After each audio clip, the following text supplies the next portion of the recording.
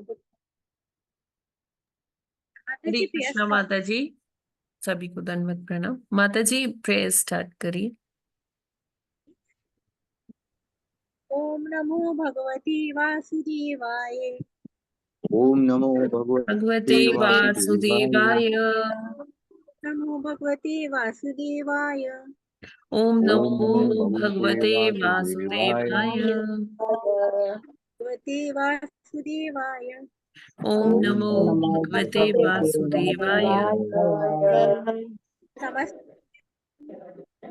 नारायणं नमस्कृत्य रमचि नारायणं नमस्कृत्यं नमस्कृत्यं नरं चैव नरं चैव नरोत्तमं गतिं व्यासं देवीं सरस्वती व्यासं ततो जयम् उदीरयेत्। ततो जयमुदीरयेत्।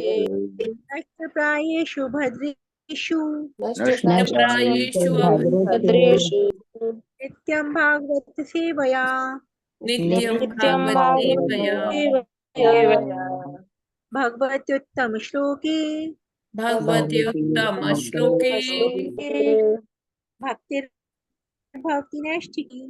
भक्तिर्भवति नैष्ठिकी। कृष्णाय वासुदेवाय कृष्णाय वासुदेवाय वासुदेवाय नमः।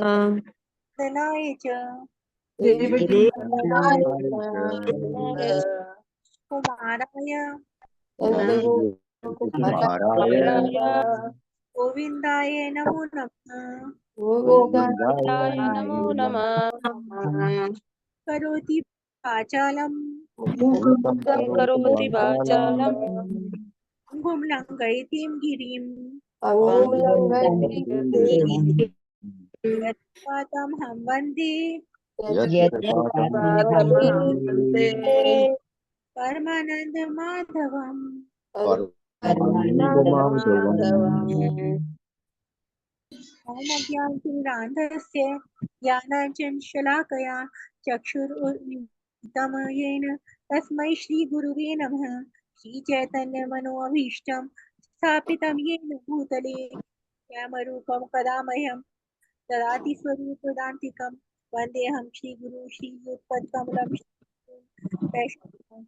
श्रीरूपं साग्रजातं सहगण रघुनाथान्वितं तं सजीवं साद्वैतं सावधूतं परिजनसहितं कृष्ण चैतन्य देवं श्री राधा कृष्ण पादान सहगण ललिता श्री विशाखान विशाखांश हे कृष्ण करुणा सिंधु दीनबंधु जगतपति गोपेश गोपिका कांत राधा कांत नमोस्तुते तप्त कांचन गौरांगी राधे वृंदावनेश्वरी कृष्णानुसुते देवी प्रणमामि हरिप्रिये वाञ्छाकल्पतरुभ्यश्च कृपा सिन्धुभ्यः च पतितानां पावनेभ्यो वैष्णवेभ्यः नमो नमः। नमः ओम विष्णुपदाय कृष्ण कृष्ण वेदांत स्वामी नमस्ते सरस्वती देवी गौरवाणी प्रचारिणे निर्विशेष शून्यवादी पाश्चात्य देश चैतन्य प्रभु नित्यानंद श्री अद्वैत गदाधर शिवासादि गौर भक्तवृंद हरे कृष्ण कृष्ण हरे हरे हरे राम राम राम हरे कृष्ण। सभी को धन्यवाद। हरे कृष्णा माता जी दंडवत प्रणाम। हरे हरे कृष्णा प्रभु कृष्णा। जी।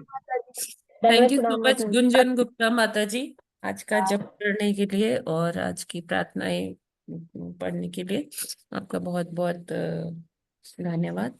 और आप सभी का हार्दिक अभिनंदन है इस्कॉन अयोध्या के इस प्रातःकालीन जप सत्र में। सभी को हरे कृष्णा दंडवत प्रणाम। हरे कृष्णा माता जी दंडवत हरे प्रणाम। कृष्णा। हरे कृष्ण हरे कृष्णा प्रभु। हरे कृष्णा माता जी। Hare Krishna. So now it's time for Prabhupada's quote. तो आज है 12 अगस्त।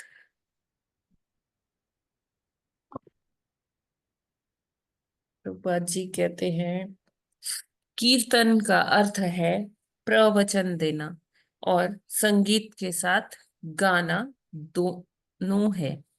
संगीत युक्त कीर्तन विशेष रूप से जन सामान्य को आकर्षित करने के लिए है, किंतु श्री कृष्ण के विषय में दार्शनिक चर्चा भी कीर्तन है। उपेंद्र को पत्र 12 अगस्त 1968। प्रभुपाद जी यहाँ कीर्तन के बारे में बता रहे हैं। जैसे नॉर्मली हम कहते हैं चैंटिंग, तो जो वाद्य यंत्रों के साथ मृदंग, करताल और हारमोनियम, इसके साथ में जो हरे कृष्ण महामंत्र का चैंटिंग किया जाता है पूरा सुर के साथ, या जैसे भी कोई भक्त की अभिव्यक्ति है, उसको जब वो म्यूजिकल इंस्ट्रूमेंट्स के साथ एक राग के साथ करते हैं तो वो भी कीर्तन है। और हम अपनी वाणी से भगवान का गुणगान करें, महिमा मंडन करें, कथा वाचन करें, तो वो भी क्या है, वो भी कीर्तन में ही आता है।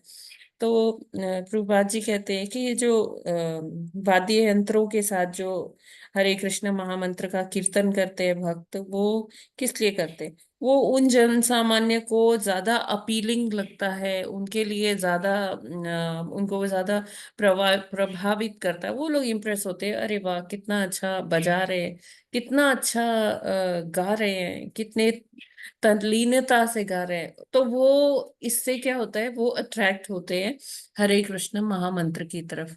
तो जो लोग मंदिर नहीं आते हैं, तो भक्त लोग उनको सुनाने के लिए आप देखते होंगे कि नगर संकीर्तन भी निकालते हैं। और मंदिर में भी आप देखते हैं कि कई बारी ऐसी कीर्तन मेला होता है, कीर्तन पार्टीज होती है। वो पूरा पूरा फेस्टिवल में पूरे पूरे 24 घंटे, कभी 48 घंटे ऐसे सतत कीर्तन चलता रहता है। तो ये है कि जो लोग ऐसे बस दर्शन के लिए, बस घूमने के पर्पज से आ रहे हैं, तो उनको ये हरे कृष्ण महामंत्र जब एक सुर में गाया जाता है ना, तो उनकी जिह्वा पर भी वो आ जाता है, वो भी धीरे धीरे गुनगुनाने लगते हैं, और धीरे धीरे उनका अट्रैक्शन हरि नाम की तरफ होता है। तो ये जन सामान्य के लिए है। लेकिन जो प्रभुपाद जी कहते हैं कि कृष्ण के विषय में जो दार्शनिक चर्चा होती है, वो भी कीर्तन ही है। और वो भक्त लोग भी आपस में चर्चा करते हैं।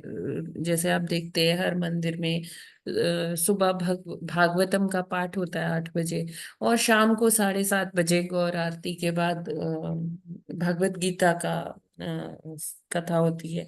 और जो भी कोई फेस्टिवल्स आते हैं उसके बारे में चर्चाएं होती है, वो पूरा कथा होती है।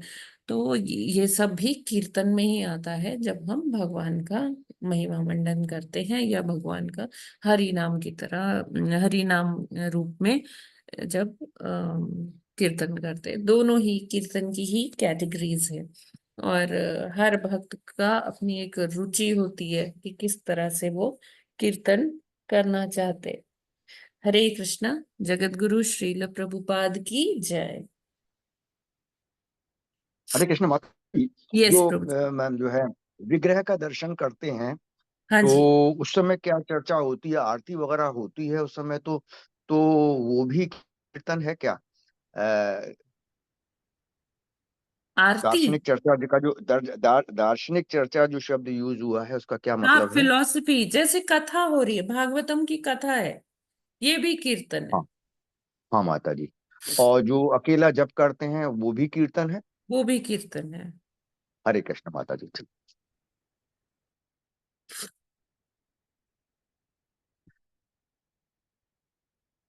Okay, so now let's move on to Bhagavatam study. आज हमें करना है 35वां श्लोका। यस माता जी। यदि श्लोक चातुर्होत्रं कर्मतन्त्रम् उपवेदनयैः सह धर्मस्य पादाश्चत्वारस्तथैव श्रमवृत्तयः। हरे कृष्णा। हरे कृष्णा। चातुर्होत्रम कर्म तंत्रम उपवेद उपवेद नवय सह धर्मस्य पादा चत्वारः तथा एव श्रम वृत्तयः। हरे कृष्णा। सभी को दंड प्रणाम। हरे कृष्णा। चातुर होत्रम कर्म तंत्रमुपवेदनये सह धर्मस्य पादाश्रत्वार तथैवाश्रम वृत्तयः। हरे कृष्णा, दंडवत प्रणाम। हरे कृष्ण। चातुर्होत्रम कर्म तंत्र मुपवेदनयै सह धर्मस्य पादाश्चत्वारस्त्यैवाश्रम वृत्तयः। हरे हरे कृष्ण। हरे कृष्णा। चातुर्होत्रम कर्म तंत्रम उपवेदनया सह धर्मस्य पदाचत्वारः तथा एव आश्रम वृत्तयः। हरे कृष्णा।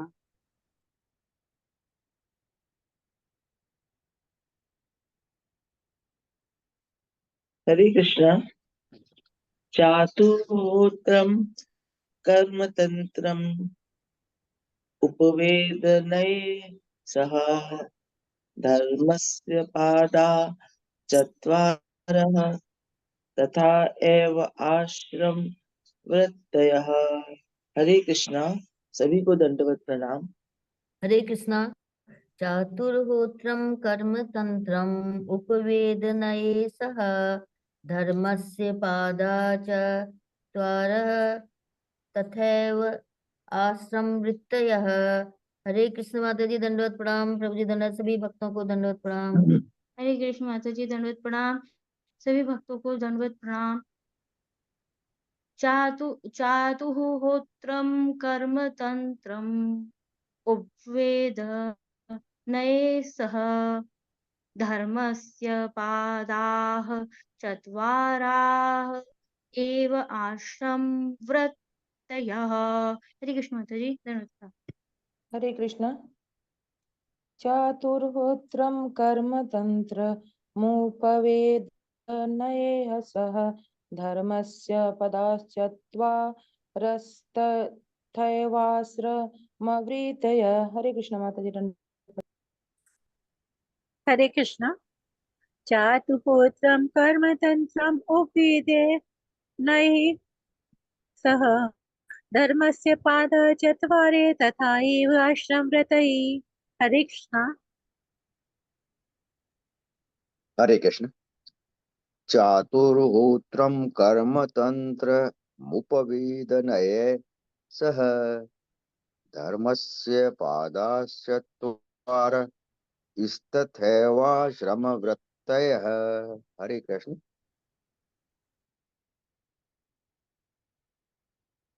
हरे Krishna. Thank you so much. शब्दार्थ, अनुवाद और तात्पर्य श्रील प्रभुपाद जी के द्वारा। श्रील प्रभुपाद जी की जय है। शब्दार्थ। चातु चार, होत्रम यज्ञ की सामग्री, कर्म कर्म, तंत्रम ऐसे कार्यकलापों का विस्तार, उपवेद वेदों के पूरक, नई तथा तर्कशास्त्रीय निर्णय, सह साथ, धर्मस्य धर्म के, पादाः सिद्धांत, चत्वारः चार, तथा एव इस प्रकार से, आश्रम सामाजिक व्यवस्था, वृत्तय वृत्तियों या पेशे। अनुवाद। अग्नि यज्ञ को समाहित करने वाली चार प्रकार की साज सामग्री प्रकट हुई। ये प्रकार हैं यज्ञकर्ता, होता, अग्नि तथा उपवेदों के रूप में संपन्न कर्म। धर्म के चार सिद्धांत, सत्य, तप, दया, शौच एवं चारों आश्रमों के कर्तव्य भी प्रकट हुए। तो जैसे जैसे ब्रह्मा जी आगे आगे सृष्टि कर रहे हैं तो ये सारी चीजें उत्पन्न हो रही है। और इसमें यहाँ यज्ञ के बारे में बता रहे कि यज्ञ की प्रमुख चार जो चीजें होती है, चार जो साज सामग्री होती है, पैराफर्नेलिया होता है, तो वो क्या है? वो यज्ञ करता है, जो यज्ञ का मतलब यजमान है। होता होता मतलब ये यज्ञ की सामग्री ये सारी चीजें जो भी हम हवन में आहुतियां डालते हैं उसको होता कहते हैं। अग्नि और कर्म, है ना, जो भी हम जिस चीज के लिए हम यज्ञ कर रहे हैं, तो ये सारा जो पैराफर्नेलिया है मेनली जो यज्ञ करने के लिए होता है वो उत्पन्न हुआ।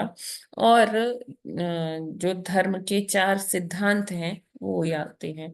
तो जैसे हमने देखा कि ब्रह्मा जी के वक्षस्थल से धर्म की उत्पत्ति हुई, और धर्म से के ही ये चार सिद्धांत है, सत्य, तप, दया और शौच। और चारों आश्रमों के कर्तव्य भी प्रकट हुए, यानी कि जैसे वेदों में निर्देशित है भगवत वाणी द्वारा कि हर आश्रम में हर वर्ण में कैसे किसके निर्दिष्ट कर्म क्या क्या हैं, वो ये सारे सिद्धांत प्रकट हुए। तात्पर्य: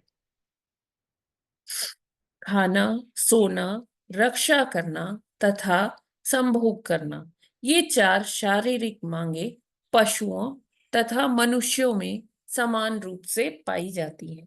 मानव समाज को पशुओं से अलग करने के लिए वर्णों तथा आश्रमों के रूप में धार्मिक कार्यकलाप संपन्न किए जाते हैं। उनका स्पष्ट उल्लेख वैदिक ग्रंथों में पाया जाता है। और जब चार वेद ब्रह्मा के मुख से उत्पन्न हुए तो ब्रह्मा द्वारा इनका प्राकट्य किया गया। इस तरह वर्णाश्रम के रूप में मानव कर्तव्यों की स्थापना की गई, जिससे सभ्य पुरुष इनका पालन कर सके। जो लोग परंपरागत रूप से इन सिद्धांतों का पालन करते हैं वे आर्य या प्रगतिशील मानव कहलाते हैं। तो आप लोगों ने देखा होगा, जैसे हमें हिस्ट्री में पढ़ाया जाता है, एक डिवाइड क्रिएट किया जाता है, आर्यन वर्सेस द्रविडियन थियरी, है ना, कि आर्य कहीं बाहर से आए थे और जो यहाँ के मूल निवासी थे उन्होंने उनको नॉर्थ से साउथ की तरफ धकेल दिया था, और आर्य लोगों ने यहाँ पर अपना साम्राज्य बनाया। तो ये एक डिवाइड है। जबकि आर्य होता क्या है? आर्य है वो सिविलाइज्ड, मतलब ऐसी सभ्यता जो सभ्य समाज दर्शाती है ना, जो सिविलाइजेशन है, जो मतलब जो प्रगतिशील है, प्रोग्रेसिव नेचर के हैं, मतलब वो जैसे पशुओं के लेवल पर नहीं जी रहे, है ना, उनके वो जो धर्म में सिद्धांत बताए गए हैं वो उनको अंगीकार करके अपना जीवन जी रहे हैं। अब जैसे आहार, निद्रा, भय, मैथुन, ये चार जो एक डिमांड्स होती है ये पशु में भी होती है और ये मानवों में भी होती है। तो अगर मानव को पशु से अलग करना है, मानव यूं मतलब यहाँ उसमें चेतना विकसित होती है, बुद्धि भी ज्यादा होती है, तो कैसे हम डिफरेंशिएट कर सकते हैं, उनको कैसे विलग कर सकते हैं मानव योनि को पशु योनि से, क्योंकि मानव में ही ये बुद्धि होती है कि वो धार्मिक कार्यकलाप संपन्न कर पाए और धार्मिक सिद्धांतों के अनुसार अपना जीवन जिए, है ना। पशु में कोई वर्ण आश्रम आप नहीं देखोगे, है ना। पशु में ऐसा नहीं होगा कि हाँ ये ब्राह्मण है, ये क्षत्रिय है, ये वैश्य है, ये शूद्र है, तो इनको इनके निर्दिष्ट कर्म करने चाहिए। नहीं, ऐसा नहीं होता, क्योंकि पशु के लिए वो कहीं से भी वो आहार ले लेगा और अपनी जरूरत के हिसाब से अपना वो हैबिटेट बना लेगा, अपना रहने का जगह शेल्टर बना लेगा, है ना। सोएगा और उस अपनी संतान उत्पत्ति करेगा।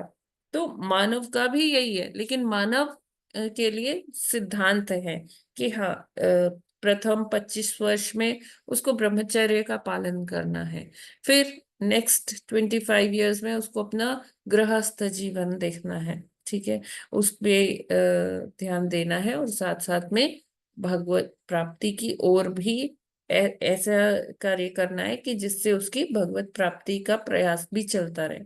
और फिर 50 वर्ष की आयु तक जब उसने अपने सारे वो पूरे कर लिए, जो भी उसकी लाइबिलिटीज थी, जो भी उसके उत्तरदायित्व था, उसकी संतान और पत्नी, और फिर उसके बाद वो वानप्रस्थी जीवन व्यतीत कर सकते हैं, वन को गमन कर सकते हैं।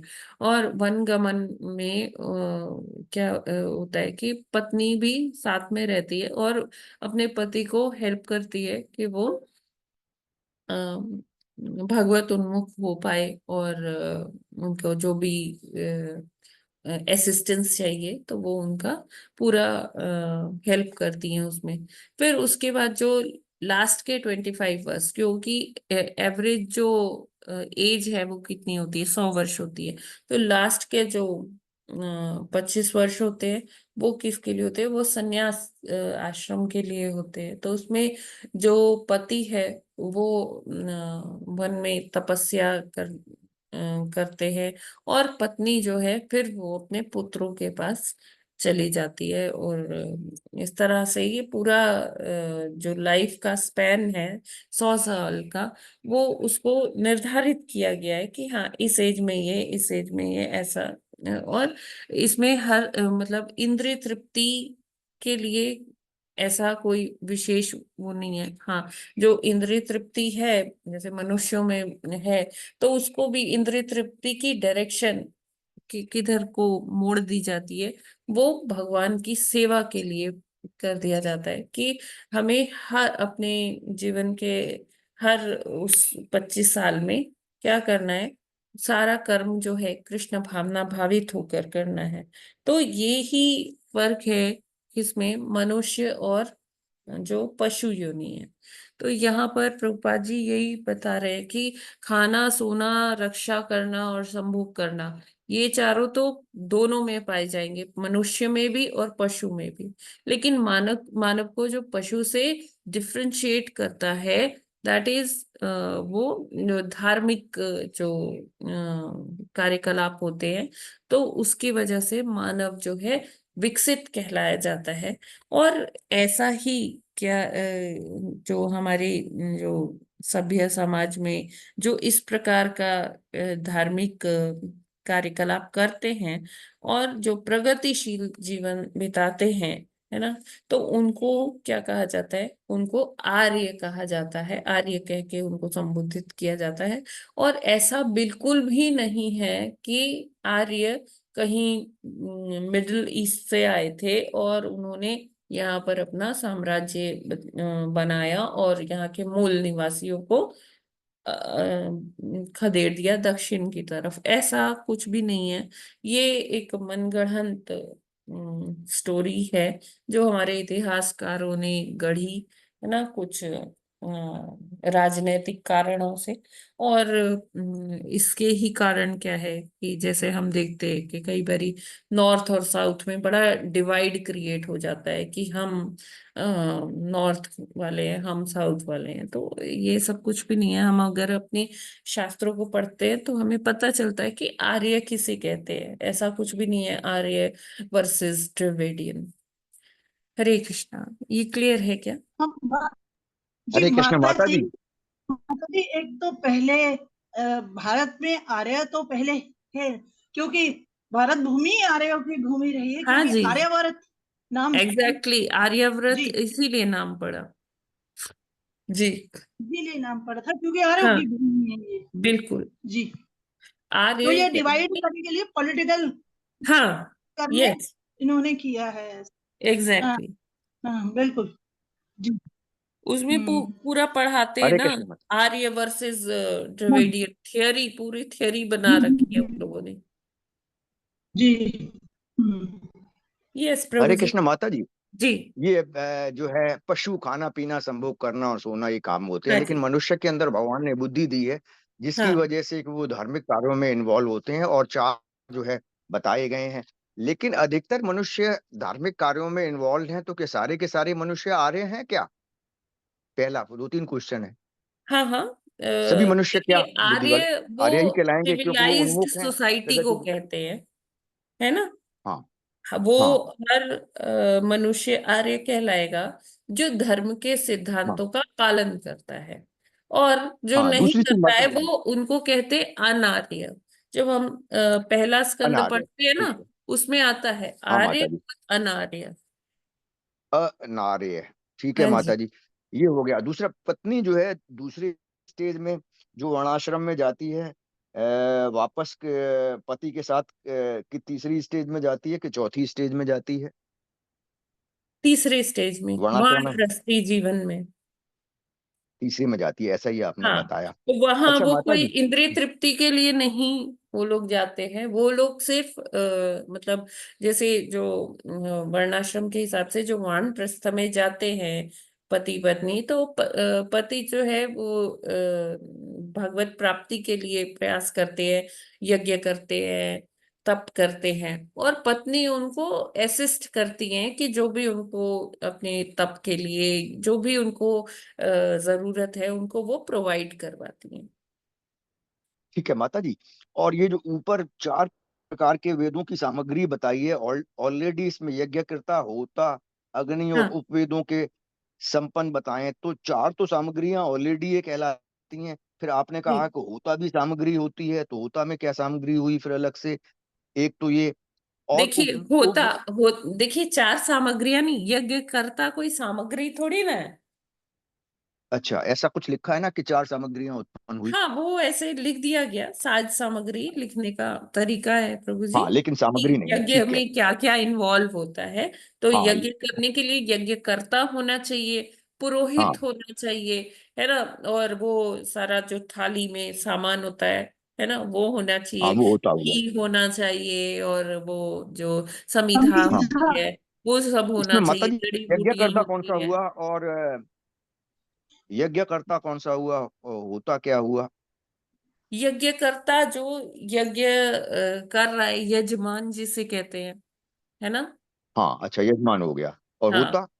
होता कई जगह पर सामग्री लिखा हुआ है, कई जगह पर होता लिखा है कि जो सामग्री जो आहुति डालता है हवन में, ऐसा।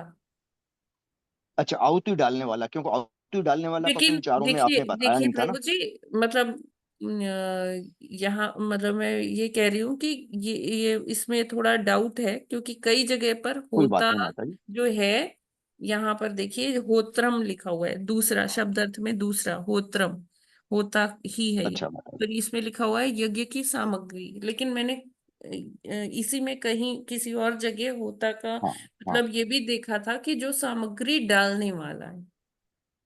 हाँ माता जी, क्योंकि पूर्व में जो बताया गया था उसमें आपने सामग्री डालने वाले का कोई वो नहीं किया ना, हाँ जिक्र। जी। तो जी नेचुरल है, जी। इसमें सामग्री भी आ सकती है और हाँ यज्ञ करने वाला भी हो सकता है, जी। दोनों ही हो गए। ठीक है हाँ, माता जी, हरे कृष्ण, मतलब हरे कृष्ण। ऐसा कि जो अ, होता कई जगह जैसे जो सामग्री डालने वाला यानी कि पुरोहित, है ना। अच्छा, पुरोहित होगा ही। हाँ होता जो है पुरोहित है, और यज्ञ हाँ, करता तो वो लेकिन आदमी है जो यहाँ पर करवा रहा है प्रभु यज्ञ। जी, लेकिन यहाँ पर यज्ञ की सामग्री लिखा है, तो इसलिए ये हाँ मुझे भी ठीक है, कोई बात नहीं, कंफ्यूजन वो दोनों हो गए, दोनों ये उसमें हो मुझे भी सकते हैं। कंफ्यूजन है। हाँ तो कोई बात नहीं, ये पुरोहित हम तो एक आ गया। एक बार रेफर कर लेंगे एक बार फिर। हाँ माता जी, पहले वाले 4 जो शब्द अर्थ बताए गए ना, जी। उसमें दोनों में से एक छूट रहा था। एक तो पुरोहित यहाँ तो छूट रहा था, यहाँ हाँ यज्ञ करवाने वाला वो पर्सन जिसके यहाँ यज्ञ होता है वो छूट रहा था। तो जी अब जी। चारों ही इंक्लूड हो गए, इसमें पूरा हो गया ये। यस। ठीक है माता जी, हरे कृष्ण। हरे कृष्ण प्रभु जी। हरे कृष्ण माता जी। हाँ जी, हरे कृष्णा। हाँ, ये जो 4 वर्णाश्रम होते हैं ये सिर्फ पुरुषों के लिए लागू होते हैं क्या? नहीं नहीं नहीं, स्त्रियों के लिए भी है, सबके लिए फिर है। तो फिर माता जी, तो जो जो चौथा वर्णाश्रम है, जो हाँ संन्यास देखिए। आश्रम, तो हाँ उसमें से आपने बताया कि महिलाएं जो हाँ प्रस्थाश्रम स्वीकार के संन्यास आश्रम पुरुष जाता है और हाँ, महिलाएं घर में आती है, तो घर फिर में आती है। हाँ, तो वो संन्यास आश्रम महिलाओं के लिए नहीं है, अच्छा अच्छा जी माता है ना, बाकी माता तीनों जी, आश्रम। हाँ, यस प्रभु जी। उप उपवेदों में संपन्न कर्म, ये तो सारे मंत्र वगैरह ही हो गए ना। और क्या उपवेदों में संपन्न कर्म है कि कैसे करना चाहिए? जनेऊ जनेऊ पहनो और ऐसे करो और वैसे करो, हाँ जी, और बिल्कुल बिल्कुल ये बिल्कुल। ये सारे कर्म जो षोडश है संस्कार जो होते हैं ना, वो है। उपवेदों में संपन्न कर्म हो गए, ये सारे के जी सारे जी जो प्रोसीजर है। जी। हरे कृष्ण माता जी। रुशाली माता जी, आपको क्लियर हुआ? जी जी माता जी। ठीक है। मतलब अभी महिलाओं के लिए सिर्फ 3 ही आश्रम है, चौथा आश्रम लागू नहीं है? नहीं है उनके लिए। कैसे है कि उनको घर पर ही रहना है, लेकिन उनको फिर जैसे भौतिक कार्यों में इन्वॉल्व नहीं होना है। घर पे रहकर उनको क्या करना है, वही भगवान के पवित्र नामों का जप करना है। मतलब अपनी जो बुद्धि है, अपना जो चिंतन है, वो भगवत प्राप्ति की तरफ ही रखना है। ये नहीं कि घर में बेटा क्या कर रहा है, बेटी क्या कर रही है, बहू क्या कर रही है, किसके पास जो संपत्ति के पेपर्स किसके पास है, चलो मैं ये देख लूं, वह वो देख लूं, ये सब नहीं है उनको। जो उनको जैसे कहते हैं कि हाँ, 2 रोटी जो मिल गई वो चुपचाप उसको पाले, है ना। नहीं मिली तब भी संतोष कर ले, लेकिन मतलब भौतिक जीवन की तरफ वो ना देखे। घर में रहकर भी उनका जो वो होना चाहिए चिंतन, वो किसके प्रति होना चाहिए, केवल और केवल भगवत प्राप्ति के लिए चिंतन होना चाहिए। ठीक है। जी माता जी, क्लियर और है। हरे कृष्ण माता जी, धन्यवाद हरे प्रणाम। कृष्णा माता जी, दंडवत प्रणाम। माता जी, आप भगवान के लिए बहुत तो हम अपने आप ही बना सकते हैं ना, किसी से कहने की जरूरत तो नहीं है। माता जी देखिए, वो स्थिति में जब 75 साल हो गए ना माता जी, उसके बाद अभी कैसे भोग बना सकते हैं? मतलब सबके लिए पॉसिबल नहीं है। हाँ, जो बना सकते हैं वो अपना बना सकते हैं। भगवान के लिए तो। हाँ, लेकिन बाकी जो है, जो नहीं भी बना सकते, तो भगवान उनकी मानसी सेवा भी स्वीकार करते हैं, अच्छा। है हाँ, ना। मैंने कहा नहीं, कई बार अब आप 75 साल बोल रहे हो, तो 75 साल की उम्र में तो अब कोई अपने बस की ना हो और फिर दूसरों से कहे तो फिर वो ना भी करे। हाँ जरूरी थोड़ी है कि बहू बेटा करे करके ही देंगे कि हाँ भाई चलो माता जी ने कह दिया और हमने कर दिया।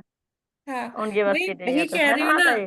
कि हाँ अगर जो भी जैसा भी सिचुएशन है उसको डील कर ले, ज्यादा हाँ मतलब उसमें ना पड़े ना कि तू मैं बहस हाँ करना। हाँ उसमें उससे क्या होता है, हाँ हमारी चेतना दूषित हो रही है, होती है। तो अगर कुछ हाँ मिल रहा है प्रसाद खाने को तो ठीक, तो भी ठीक है। नहीं मिल रहा है तो भी ठीक हाँ, है, नहीं वो तो संतोष। है। ऐसा। हाँ, वो तो रहना ही चाहिए माता जी। हाँ जी।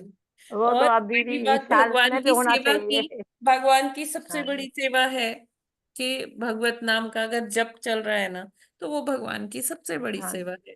ठीक है, भगवान उसी हाँ भगवान को मानसिक रूप से जब शारीरिक व्याधियां हैं, कष्ट है, तो भगवान हमारी मानसिक सेवा भी स्वीकार करते हैं। हम अपने मन से भगवान को 56 भोग हर टाइम लगा सकते हैं कि भगवान आप ये स्वीकार करो। हाँ खीर बनी है, पूड़ी बनी है, मालपुआ बना है, ये बना वो बना। तो शारीरिक जब नहीं दुर्बलता है ना, वृद्धावस्था में, तो कोई जरूरी नहीं हाँ है कि वो माता जी जाके किचन में कुकिंग करे और वहां मतलब शारीरिक दुर्बलता के कारण गिर जाए चक्कर खा के, है ना। वो कोई जरूरत नहीं है। भगवान मानसी सेवा भी स्वीकार करते हैं, है ना। ठीक हम है अपने माता जी। मन से तो कितने भोग, हाँ 56 क्या, हम हाँ जी, हाँ जी, 108 1008 भोग भी लगा सकते हैं भगवान को मन से, है ना। उसमें सही बात कमी है। नहीं करनी हाँ जी चाहिए। माता जी। हाँ, पर ठीक है। जब तक अपने बस की है तब तक तो करना ही चाहिए, है ना हाँ माता जी? जी, बिल्कुल तब बिल्कुल, तक ये दूसरे के बात है। भरोसे नहीं रहना चाहिए। हाँ बिल्कुल। कृष्ण ठीक माता है जी, ना। वैसे भी ये आ गया पहले से ही कि भगवान तो भावग्राही हैं, भाव को यस, ग्रहण करते हैं। और एग्जैक्टली। माता जी ये भी आया है जगह जगह कि पत्र पुष्प और जो है जल ही भगवान ग्रहण करते हैं, तो नहीं, जल वो भी ही जो है नहीं प्रभु जी, नहीं नहीं नहीं नहीं। जल ही पत्र नहीं आ। पुष्प जलम तोयम, फलम हाँ ये भगवान ग्रहण फलम भी। करते हैं। लेकिन हमें अपनी हमारी जो चिंतन है, हमारा जो कर्तव्य है, वो क्या है कि हम भगवान को बेस्ट चीज ऑफर करे। ये नहीं कि अच्छा माता भगवान जी, ने ऐसा। बोल दिया कि मैं इससे हाँ हाँ हाँ हाँ। प्रसन्न हो जाता हूँ तो ठीक है, भगवान आप पानी पियो, भगवान आप तुलसी के पत्र ही ग्रहण कीजिए, है ना। तो ऐसे नहीं हाँ कर सकते, है ना। हाँ माता जी, वो ठीक है। इसके तो लिए हाँ है, मतलब विषम खुद तो खा परिस्थितियों लें, के खुद तो लिए। खा लें और भगवान के हाँ, लिए नहीं। वो विषम परिस्थितियों के लिए है कि हमारे हाँ पास जी। भगवान कुछ हाँ नहीं है। तो पानी तो हर जगह मिल जाता है, पुष्प भी हाँ मिल ही माता। जाते हैं, है ना, तुलसी पत्र भी मिल हाँ जाता माता। है। तो उतने में ही कार्य हो जाए, है ना। ये उसके लिए कि जैसे एक बच्चा भी भगवान को ऑफर कर सकता है ये सारी चीजें। लेकिन जो समर्थ है और वो खुद तो 56 भोग खा रहा है, भगवान को हाँ, अगर पत्र पुष्पम फलम तो हम कह रहा है, तो वो ठीक नहीं है। हाँ, हरे कृष्ण माता जी, ठीक। हरे कृष्णा। ठीक है, आगे बढ़ते हैं। 36 नंबर श्लोक। जी माता जी, एक सेकंड। विदुर उवाच स वै विश्वसृजामीशो वेदादीन् मुखतो सृजत् यद्यदेनासृजत् देवस्तन्मे ब्रूहि तपोधन। हरे कृष्णा। हरे कृष्ण। विदुरवाच स वै विश्वसृजामीशो वेदादीनमुखतो असृजत यद्देनासृजदेवास्तन्मे ब्रूहि तपोधन। हरे कृष्ण। हरे कृष्ण माता जी धन्यवाद। विदुर उवाच ते वै विश्वसर्जामिषो वेद दीनमुखो असर्जता यत्तेनासृजत् देवस्तन्मे ब्रूहि तपोधन। हरे कृष्ण हरे माता जी। कृष्ण। सा वै सृजामि सुवेदादिमुखतो असृजत यद्यतेन सृजत्येवस्तन्मे ब्रूहि तपोधन। हरे हरे कृष्ण। कृष्ण। विदुरुवाच स वै विश्वसृजामिषो वेदादिमुखो तु सृजतं यद्यदेनासृजदेवस्तमे ब्रूहि तपोधनः। हरे कृष्णा श्रीकृष्ण। हरे कृष्ण। गुरुवाच सा वै विश्वसृजामहीषा सा वेद आदीन् मुक्ताः असृजत् यद् यत् असृजत् देव स्तन्मे भ्रूः तपोधन। हरे कृष्ण। हरे हरे कृष्ण। कृष्ण। बोलिए माता जी। विदुर उवाच सा वै विश्वसृजामीश वेद आदीन् मुख्यता आसृजत यत् यत् येन आसृजतेव तत् मे ब्रूहि तपधन। हरे कृष्ण। हरे कृष्ण। विदुर उवाच स वै विश्वसृजामीशो वेदादीन्मुखतोऽसृजत् अद्यतेनासृजदेवस्तस्मै ब्रूहि तपोधन। हरे कृष्णा। सभी को दंडवत प्रणाम। हरे कृष्णा। विदुर उवाच स वै विश्वसृजामीशो वेदादीन् मुखतो असृजत् यद्यदेनासृज देवस्तमन्मे ब्रूहि तपोधनः। हरे कृष्णा। हरे कृष्ण। स वै विश्वसृजामीषु वेदादीन्मुखो तो मुख तो असृजत यद्यदेनासृजद्देवस्तम तन्मे ब्रूहि तपोधन। हरे कृष्ण। हरे कृष्ण। विदुरुवाच सवे विश्वसृजामीशो वेदादीनमुखतो असृजत् यत् यत् येन सृजत् सृजत् देव तन्मे ब्रूहि तपोधन। हरे कृष्ण। हरे कृष्णा। विदुरुवाच तवे विश्वसृजामीशो वेदादीनमुखो असृजत् यद यद येन सृजत् देवस्तन्मे ब्रूहि तपोधन। हरे कृष्णा। सभी को दंडवत प्रणाम। हरे कृष्ण। विदुरुवाच स वै विश्वसृजामीशो वेदादीन्मुखतो असृजत् यद यद येनासृजत् देवस्तन्मे ब्रूहि तपोधन। हरे कृष्ण। हरे कृष्ण। शब्दार्थ और अनुवाद श्रील प्रभुपाद जी के द्वारा। श्रील प्रभुपाद जी की जय। विदुर उवाच, विदुर ने कहा, सह वह ब्रह्मा जी, वही निश्चय ही विश्व ब्रह्मांड सृजाम सृजनकर्ताओं का, ईशः नियंता, वेद आदीन वेद इत्यादि, मुखतः मुख से, असृजत स्थापित किया, यत जो येन जिससे, असृजत उत्पन्न किया, देव देवता, तत् वह में मुझसे, ब्रूहि बतलाइए, तपः धन, हे मुनि तपस्या जिसका एकमात्र धन है। तो विदुर जी कहते हैं, हे तपोधन, यानी कि जो मैत्री मुनि हैं उनके पास जो एकमात्र धन है वो क्या है, वो उनका तपोबल है। तो कितना सुंदर एड्रेस कर रहे, संबोधन कर रहे हैं मैत्री मुनि को विदुर महात्मा जी। कहते हैं, हे तपोधन महामुनि, कृपया मुझसे यह बतलाएं कि ब्रह्मा ने किस तरह और किसकी सहायता से उस वैदिक ज्ञान की स्थापना की जो उनके मुख से निकला था।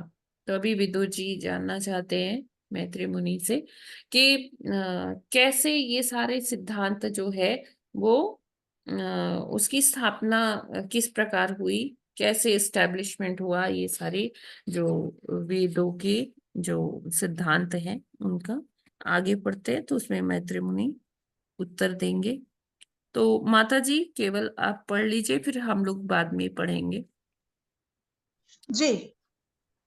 मैत्रेय उवाच ऋग्यजुः समाथर्व्याख्यान् वेदान् पूर्वादिभिर्मुखैः शास्त्रमिज्ञां स्तुतिस्तोमं प्रायश्चित्तं व्यधात्मात्। हरे कृष्णा। हरे कृष्णा। थैंक यू माता जी। शब्दार्थ और अनुवाद श्रील प्रभुपाद जी के द्वारा। श्रील प्रभुपाद जी की जय। मैत्रेय उवाच, मैत्रेय ने कहा, ऋक यजु साम अथर्व चारों वेद, आख्यान नामक वेदान वैदिक ग्रंथ पूर्व आदि भी सामने में से प्रारंभ करके मुखों से शास्त्र पूर्व अनुच्चरित वैदिक मंत्र, इज्याम पौरोहित्य अनुष्ठान, स्तुति स्तोमम बाँचने वालों की विषय वस्तु, प्रायश्चितम दिव्य कार्य व्यधात स्थापित किया, क्रमशः। मैत्री मुनि ने कहा, ब्रह्मा के सामने वाले मुख से प्रारंभ होकर क्रमशः चारों वेद ऋक् यजु साम और अथर्व आविर्भूत हुए। यानी कि ब्रह्मा जी के 4 मुख हैं, तो एक एक मुख से क्रमशः ये चारों, प्रथम से क्या हुआ कि ये ऋग्वेद, फिर यजु साम और अथर्ववेद उत्पन्न हुए। तत्पश्चात इसके पूर्व अनुच्चरित वैदिक स्तोत्र, पौरोहित्य अनुष्ठान, पाठ की विषय वस्तु तथा दिव्य कार्यकलाप एक एक करके स्थापित किए गए। तो इस तरह से बता रहे, क्रोनोलॉजी बता रहे कि पहले क्या हुआ, फिर उसके बाद क्या हुआ, फिर उसके बाद क्या आया। तो ये सारा इस तरह से एक एक करके उत्पन्न हुआ और स्थापित होता गया। यस माता जी, नेक्स्ट वन 37 38वां 38। श्लोक। हाँ। आयुर्वेदं धनुर्वेदं गान्धर्वं वेदमात्मनः स्थापत्यं चासृजद्वेदं क्रमात् पूर्वादिभिर्मुखैः। हरे कृष्णा। शब्दार्थ, अनुवाद और तात्पर्य श्रील प्रभुपाद जी के द्वारा। श्रील प्रभुपाद जी की जय। आयुर्वेदम औषधि विज्ञान, धनुर्वेदम सैन्य विज्ञान, गांधर्वम संगीत कला, वेदम ये सभी वैदिक ज्ञान है। आत्मनः अपने से, स्थापत्यम वास्तु संबंधी विज्ञान, च भी असृजत सृष्टि की, वेद ज्ञान क्रमात् क्रमशः पूर्व आदि भी सामने वाले मुख से प्रारंभ करके मुखों द्वारा।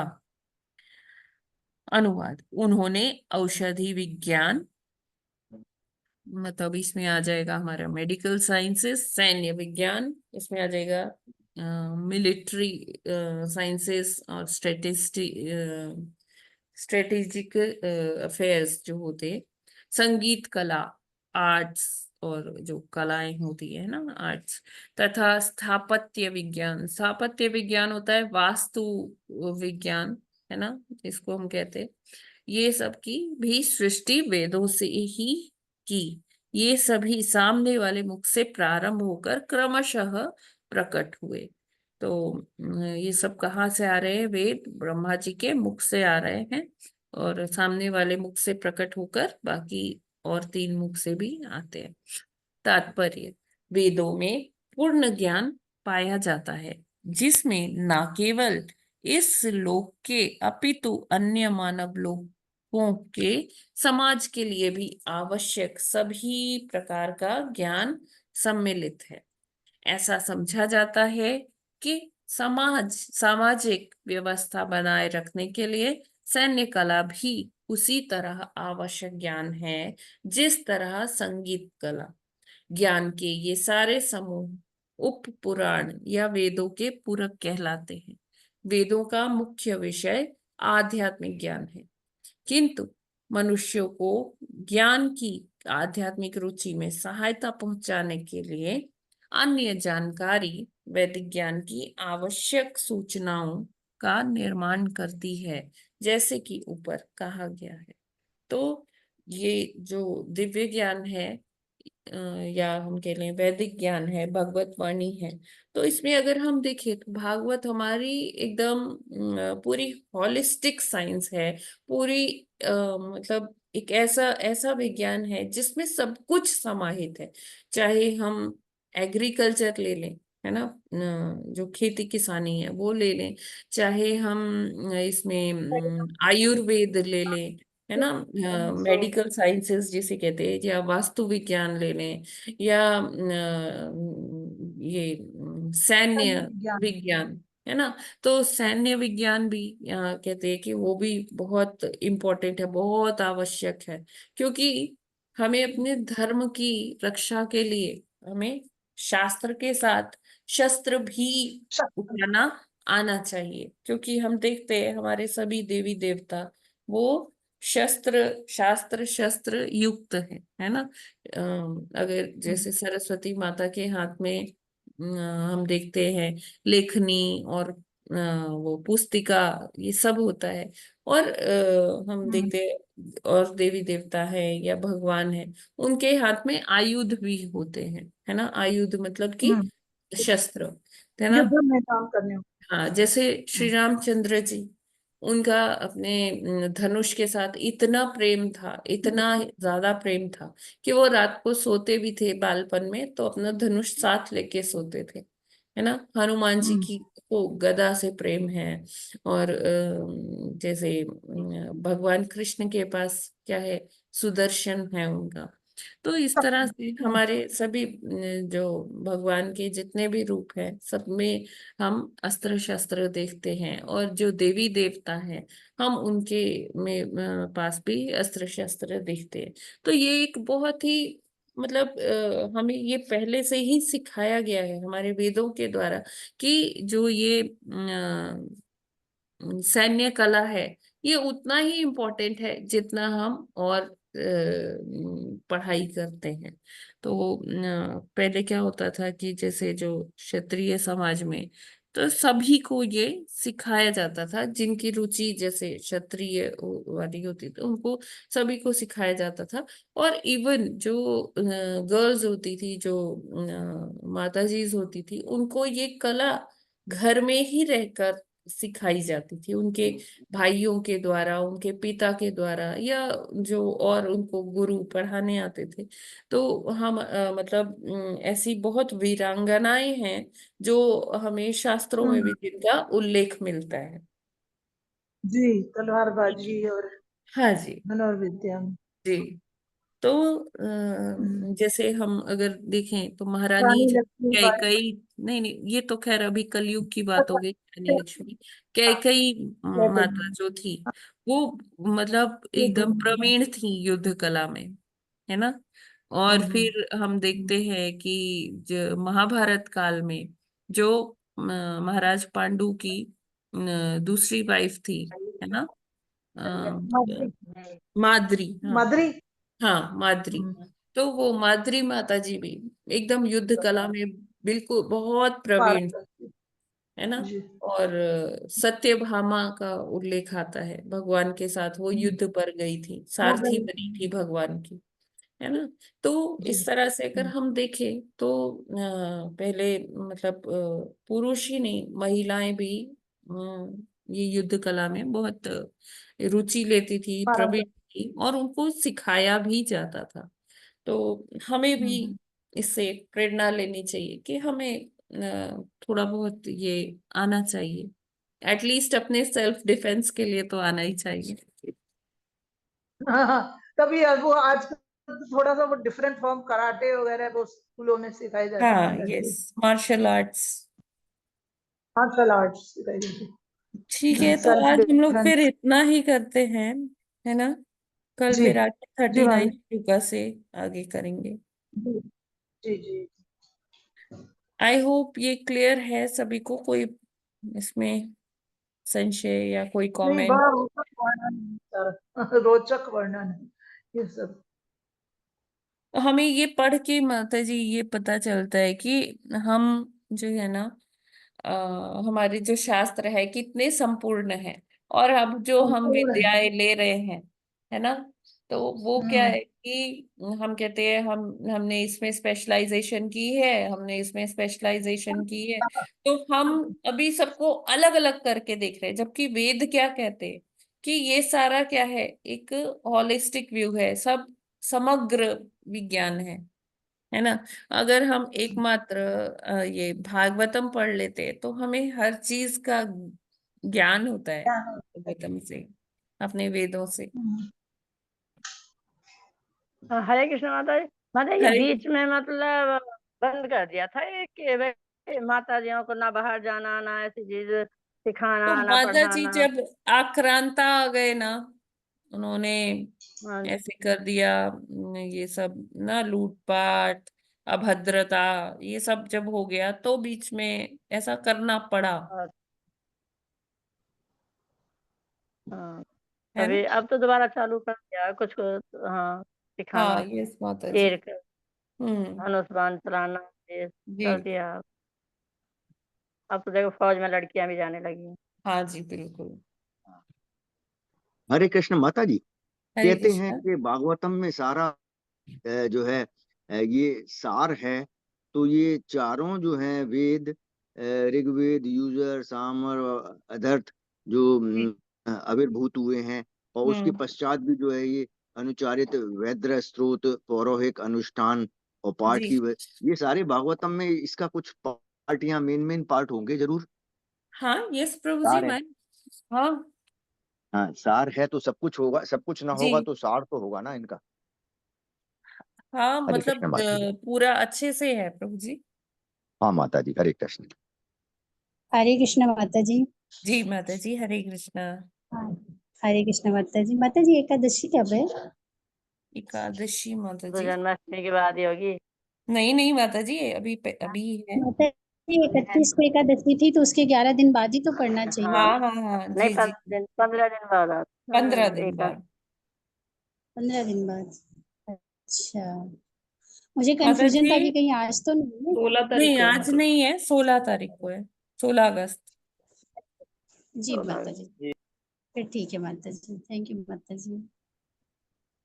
हरे कृष्ण माता जी, ये जी जन्माष्टमी है